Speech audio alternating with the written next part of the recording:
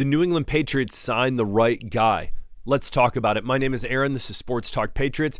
You guys know on the daily pushing out Patriots content for people who can just not get enough Patriots football in their life. So do me a favor, hit that subscribe button, like, and comment below at some point during the video. I would truly appreciate it. So today we're going to be talking about the one of only two undrafted free agents on the New England Patriots. There we go. New England Patriots roster. Boom. Got it. We're going to talk about Ramondre Stevenson and some projections when it comes to him and his play. As well, we're going to be talking about the quarterback situation.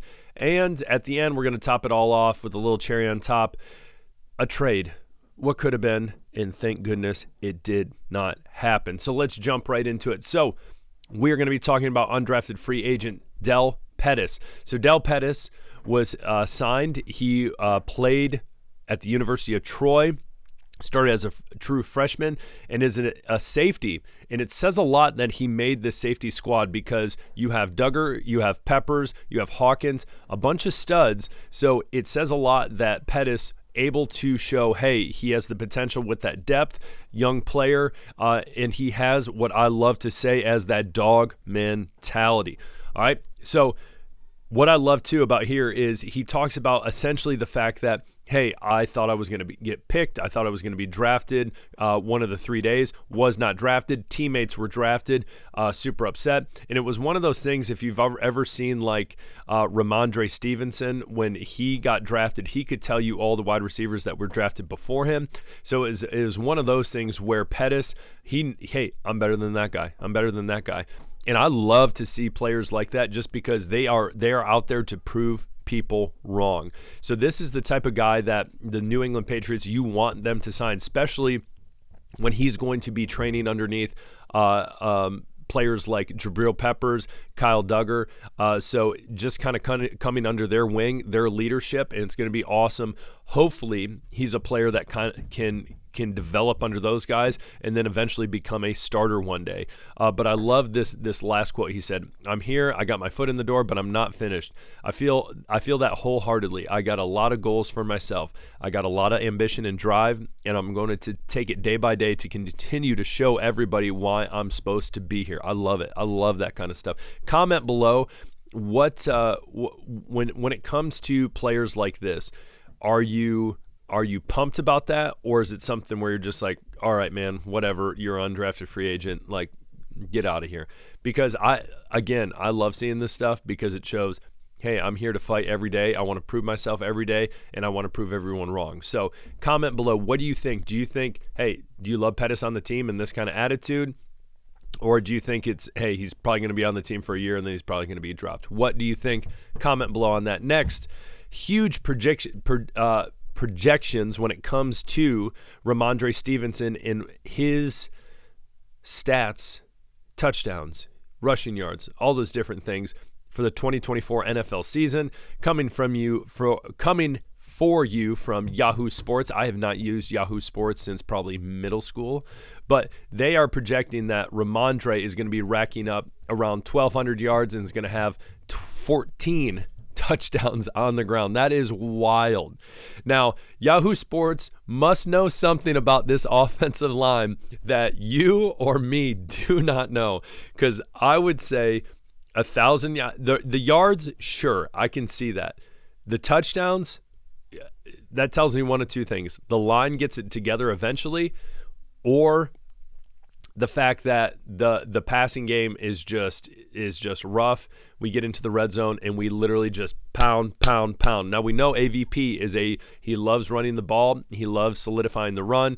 So I love seeing this. So another comment again below. Do you think these are accurate? What do you think? Are you based on these numbers, 1,200 rushing yards, 14 touchdowns, you taking the over, you taking the under? You think he's gonna, or we'll just say these numbers or less. Do you think he's gonna hit 14? Do you think he's gonna hit 1,200? I will tell you this: yards, yes. Touchdowns, 14. That's difficult. I'm gonna say no on that. But comment below. Tell me what you think. Again, this line really comes into its own. They could surprise me. Do I see it happening? Not necessarily. But again, Ramondre, let the guy cook. He can do it.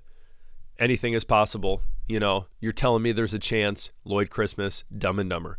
So next, we're jumping to the quarterback situation. Jacoby Brissett, we know, is going to be the starter week 1 against the Cincinnati Bengals. What's interesting, the divisional teams in the AFC East talking about kind of their opinion on the whole situation, and it's kind of my opinion too. Want to see what you guys think as well. But just the fact that it was odd, their take, it was odd how Gerard Mayo handled the whole situation. Again, you look back at it. Jacoby he's the starter going into the training camp. He continued to be the starter going into training camp. And then Drake May had a pretty good preseason game. And then it was, Drake, like dropping all these kind of weird hints and all these different things. It just made it a much more, just different, made it weird. And so I just thought that was interesting to point out, like, hey, these, division rivals are like, hey, this is kind of weird how this was handled. I don't know. Any thoughts on that? If not, I don't care. It just piqued my interest. Last but not least, Brandon Aiyuk. Yes, we're talking about him again. Now, he's not on the New England Patriots. I personally think that's a good thing. I think it'd be awesome to have a weapon like that. But again, I trust the young core at wide receiver that we have in Pop, in Polk. I think Baker will come into his own. Bourne, Thornton. I honestly think this group is going to surprise a lot of people. A lot of media personnel would say this is the worst position group, wide receiver position group in the NFL. I would disagree wholeheartedly. I'm not going to say they're in the top 10 or top 15, but they are better than last. So I thought this was interesting. Apparently the trade came out as well as the contract. And so apparently New England was willing to give up a second-round pick next year, a third-round pick in 2026, and a player. A lot of people assume that it was Kendrick Bourne. That would be interesting. That would make sense.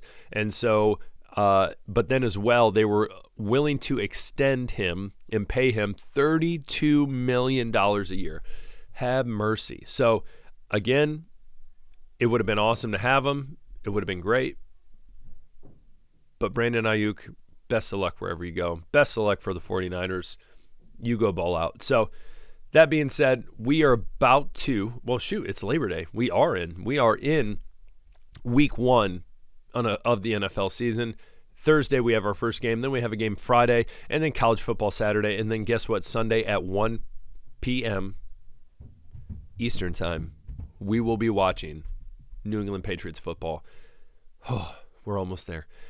So this is what I need you to do. Before you take off, hit that subscribe button if you haven't already. Comment below. I asked you probably a billion times to comment. At least comment once. My goodness. Just write hey in there or something. I don't know. Anyways, I appreciate every single one of you. I'll talk to you later. Peace.